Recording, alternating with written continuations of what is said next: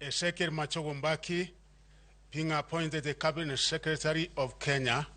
do swear that I will at all times be faithful to the Republic of Kenya, that I will obey, respect, uphold this Constitution of Kenya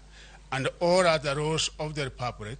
that I will well and truly serve the people and the Republic of Kenya in the office of Cabinet Secretary, that I undertake to hold my office as Cabinet Secretary with honor and dignity, that I will be a true and a faithful counselor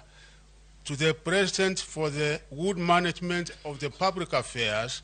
of the Republic of Kenya, that I will not divulge directly or indirectly such matters as shall come to my knowledge in the discharge of my duties, and committed to my secrecy except as may be required for the discharge of my duties as Cabinet Secretary, and that I will perform the functions of my office conscientiously and to the best of my ability. So help me God.